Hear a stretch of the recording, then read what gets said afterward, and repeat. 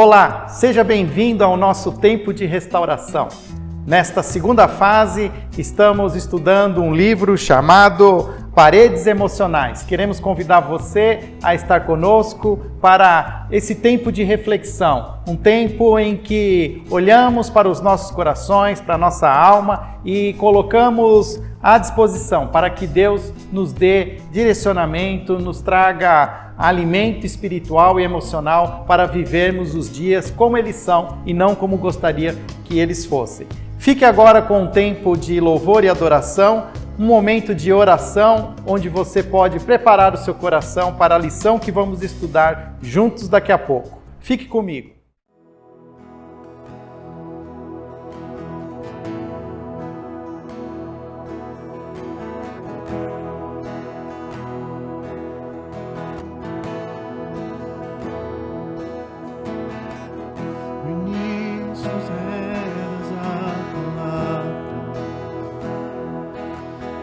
Com Deus o Altíssimo, o mistério de tua glória, Cristo em ti se revelou. Ó, quão lindo esse nome é, ó, quão lindo esse nome é, o nome de Jesus, meu Rei. Ó, quão lindo esse nome é, maior que tudo ele é. Ó, quão lindo esse nome é, nome de Jesus.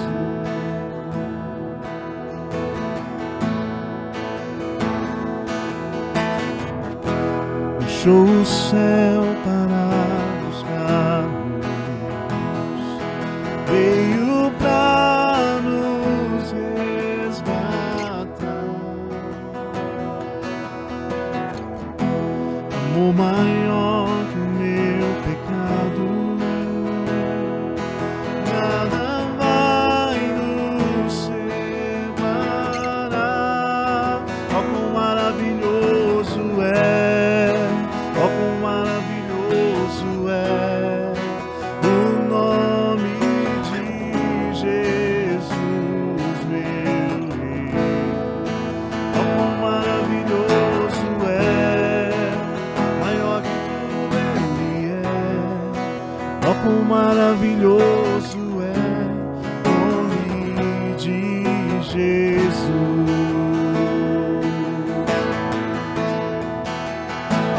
Te venceste, o véu tu rompeste, a tumba vazia agora está.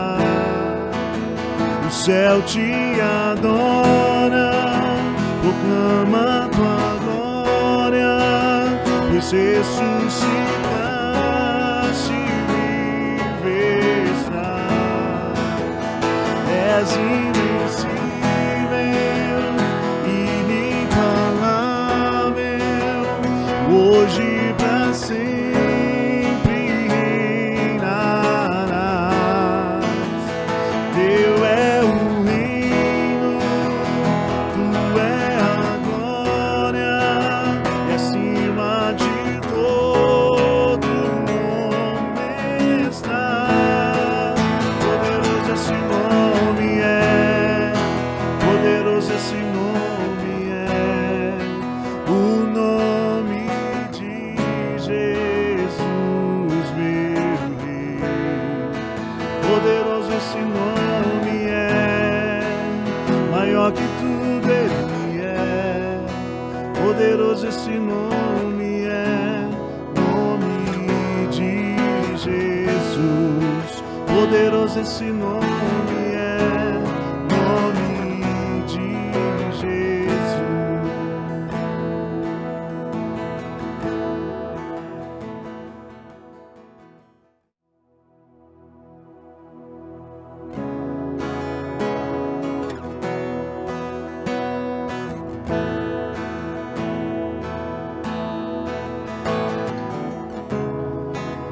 Antes eu falar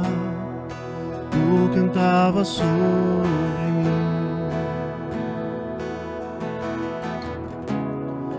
Tu tens sido tão, tão bom pra mim.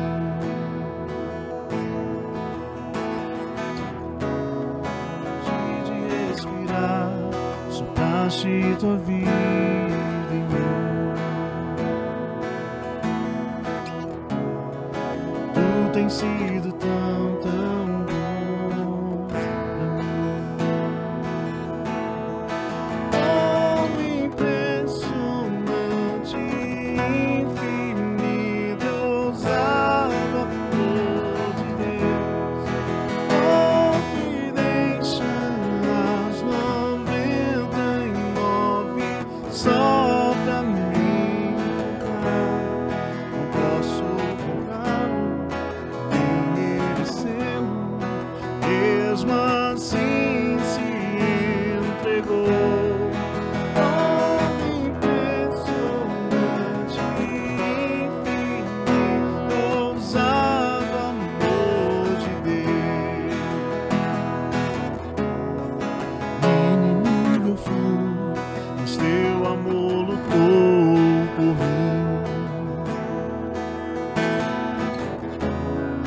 Tu tens sido tão, tão bom pra mim.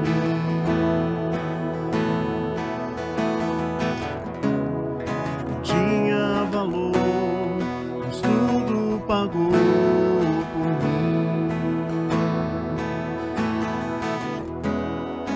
Tu tens sido tão, tão bom pra mim.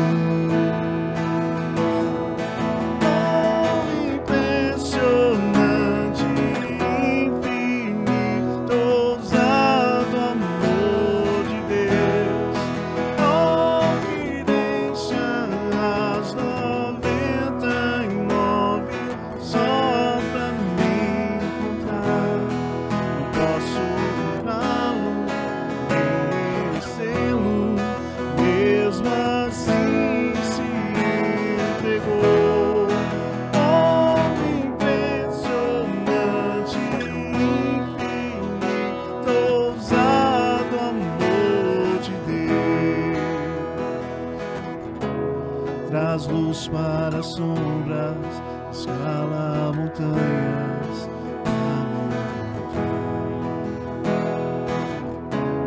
Derruba muralhas, destrói as mentiras pra me encontrar. Traz luz para as sombras, escala montanhas pra me encontrar. Derruba muralhas, destrói as mentiras pra me encontrar. Traz luz para as sombras, escala montanhas pra me encontrar. Derruba muralhas, destrói as mentiras pra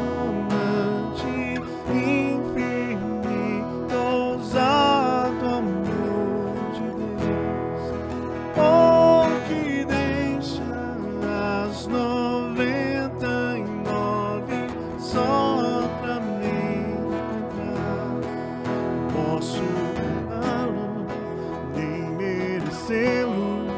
mesmo assim se entregou. Oh, impressionante, infinito, ousado amor de Deus.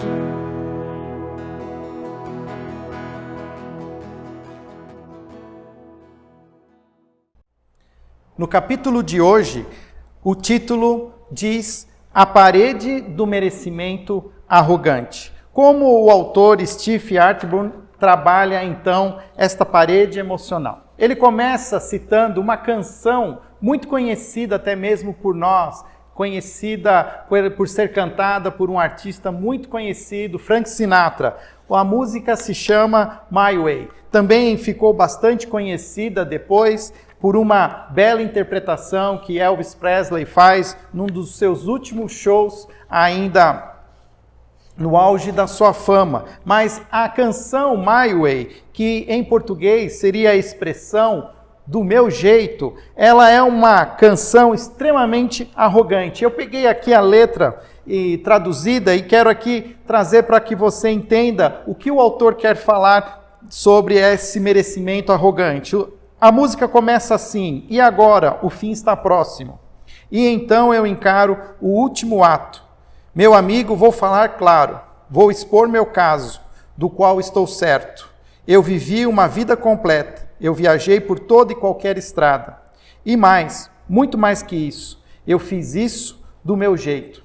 Arrependimentos? Tem alguns, mas então, novamente, muitos poucos a citar. Eu fiz o que tinha que fazer. Eu vi por completo, sem exceção. Planejei cada traçado, cada passo cuidadoso ao longo do atalho. E mais, muito mais que isso, eu fiz do meu jeito. E ele termina dizendo: pois o que é um homem, o que ele tem, se não é ele mesmo, então não tem nada, para dizer as coisas que ele sente de verdade, e não as palavras de alguém que se ajoelha. As lembranças mostram, eu levei os golpes e fiz do meu jeito, sim, do meu jeito. Esta é uma canção que retrata claramente esta parede emocional que estamos chamando de merecimento arrogante. Trata-se de uma canção de alguém extremamente orgulhoso, de uma pessoa que se mantém convicta de que ela precisou fazer tudo o que ela queria para ser feliz e que ela não se arrepende. Ele até cita que até homens se ajoelham se arrependendo, mas que ele não se arrepende daquilo que ele fez. Na verdade, ele já se esqueceu, porque o importante era fazer as coisas do jeito que tinha que ser. Qual é o ponto principal que o autor traz para nós? Ele destaca que o merecimento arrogante é uma atitude que defende o direito de ser feliz a todo custo e assim racionaliza comportamentos egoístas e destrutivos. A maioria das pessoas se sente compelida a racionalizar suas ações quando faz algo errado. Caso contrário, a consciência irá doer. A racionalização é como uma ponte que construímos para justificar o que queremos. Qual é o ponto principal que o autor quer nos ensinar? O merecimento arrogante é uma atitude que defende o direito de ser feliz a todo custo. Assim, racionaliza comportamentos egoístas e destrutivos. A grande questão é que todos nós temos uma certa consciência do que é certo ou o que é errado. Mas quando estamos tão convictos das coisas que queremos fazer, nós buscamos construir uma ponte através da racionalização para que nós possamos fazer aquilo que nós queremos fazer e não venha a trazer dor para a nossa consciência. Muitos vão se sentir arrependidos, muitos vão sentir até uma dor na consciência, como diz a expressão, por ter feito coisas que não deveria ter feito, por ter insistido em buscar situações, pessoas ou lugares para trazer nem que fosse uma felicidade limitada, uma felicidade instantânea. Mas muitos acabam, de alguma maneira, buscando uma ponte de racionalização através de algumas frases, através de alguns discursos de merecimento que vão, aos poucos, cauterizando a nossa consciência. Olha, por exemplo, algumas dessas frases. Eu mereço isso. Ou tenho necessidades reais que não estão sendo satisfeitas. Uma outra frase muito comum em quem caminha por esse caminho da arrogância: passo por uma crise e isto irá me aliviar. Qualquer um na minha situação faria a mesma coisa. Se eu disser essas coisas a mim mesmo por um tempo suficiente, eu vou terminar construindo uma ponte que me levará até esse merecimento arrogante. Na prática, nós vamos fazendo pequenos movimentos, nós não racionalizamos tudo de uma vez, mas aos pouquinhos vamos fazendo pequenos movimentos que vão cauterizando a nossa consciência. É só uma coisinha, é só dessa vez, eu prometo que não faço mais. E aos poucos nós vamos construindo essa ponte até alcançar de fato esse objetivo. E se for preciso passar por cima de algumas pessoas, se for preciso machucar queridos amigos, se for preciso abandonar parentes, nós vamos fazer todos esses sacrifícios a fim de atender ao nosso coração, às nossas paixões, aos nossos desejos. Como o autor, então, trabalha? Qual é o caminho que nós podemos buscar para trabalhar esta parede e destruí-la, a parede do merecimento arrogante? Basicamente, o que ele diz é que nós precisamos cultivar a humildade. Não é algo fácil. A humildade, todos nós sabemos o que significa, mas poucos de nós sabemos praticá-la. A chave para superar o merecimento arrogante é uma prática dia a dia da humildade, abrindo mão daquilo que eu quero fazer, abrindo mão dos meus desejos mais íntimos e mais sinceros, em detrimento de acolher a necessidade de uma outra pessoa, em detrimento de ser sensível com aqueles que estão ao meu redor. O fato é que humildade é uma característica principal e talvez primordial para um discípulo de Jesus. O próprio Evangelho de João, no capítulo 13, nós temos ali uma história com Jesus e os seus discípulos, logo no fim do seu ministério, praticamente na sua última noite de convívio com os seus discípulos. Jesus, sabendo que ia ser preso, ele reúne os seus discípulos, ele promove ali um último encontro que será conhecido como a última ceia. Mas quando eles estavam começando aquele encontro, era um costume que houvesse alguém que lavasse os pés para que eles pudessem sentar à mesa. Lembre-se, as mesas eram baixas, as pessoas sentavam praticamente no chão, ou seja, os pés ficavam muito próximos à mesa, à comida. Então, havia um costume de lavar os pés, mas naquele momento não havia ninguém. E Jesus, já no fim do seu ministério, extremamente tenso, carregando a uma tensão, pois sabia que uma das suas prioridades começaria a surgir o ser preso e morrer na cruz. Ele, ainda assim, ele manifesta um gesto de humildade. O texto diz que Jesus sabia que o Pai lhe tinha dado todo o poder. Sabia também que tinha vindo de Deus e ia para Deus. Então se levantou, tirou a sua capa, pegou uma toalha e amarrou na cintura. Em seguida, pôs água numa bacia, deixou e começou a lavar os pés dos discípulos e enxugá-los com a toalha. Jesus, mesmo sendo Deus, sabendo que Deus havia dado a ele toda a autoridade e poder, ele não exige que os seus pés sejam lavados, mas ele simplesmente se ajoelha e lava os pés dos discípulos. Lembra da canção My Way, onde o autor desta canção diz que nunca se ajoelhou para ninguém? Se queremos ser como Jesus, nós precisamos aprender a vencer a parede da arrogância. Precisamos nos ajoelhar e prestar serviço ao outro.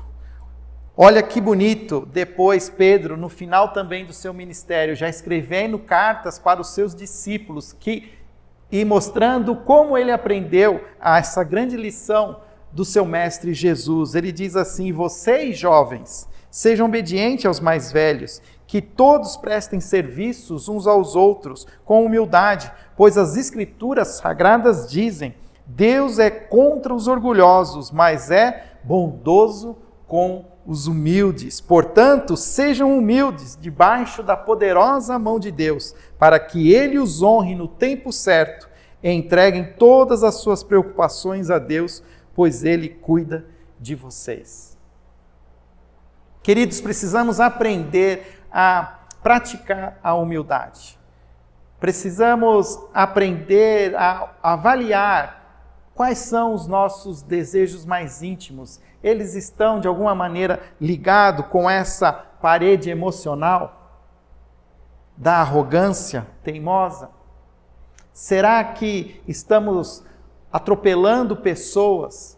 Estamos nos auto-justificando para ganhar algo que significa a dor para uma outra pessoa? Como sempre tenho terminado com uma das bem-aventuranças, quero trazer aqui mais uma delas, e esta agora, na verdade, é a primeira bem-aventurança. Nós a conhecemos como bem-aventurados os humildes, bem-aventurados os pobres de espírito. E na versão A Mensagem, ela é transliterada desta maneira: abençoados são vocês, que nada mais têm para oferecer, quando vocês saem de cena a mais de Deus e do seu governo. Quero te dar algumas frases, algumas perguntas para que você discuta nesse agora tempo de partilha que teremos através do link, que já deve estar no grupo, no WhatsApp, para que você faça parte desse tempo agora, repartindo a sua vida, repartindo o seu coração. A primeira pergunta para você pensar: você se vê pensando ou falando mais sobre direitos ou sobre responsabilidades? Segunda pergunta: que coisas você faz para alcançar felicidade, mas que na verdade o levaram para a tristeza profunda? Duas perguntas muito importantes para a sua reflexão e para você compartilhar com seu grupo. E para terminar, vamos falar juntos a oração da serenidade. Deus, conceda-me a serenidade para aceitar as coisas que não posso mudar, a coragem para mudar as coisas que posso e a sabedoria para distinguir uma da outra, vivendo um dia de cada vez, apreciando um momento de cada vez, recebendo as dificuldades como um caminho para a paz, aceitando, como Jesus o fez, este mundo tenebroso, como ele é e não como gostaria que fosse, confiando que o Senhor fará tudo dar certo, se eu me entregar à sua vontade, pois assim poderei ser razoavelmente feliz nesta vida e supremamente feliz ao seu lado para sempre. Amém.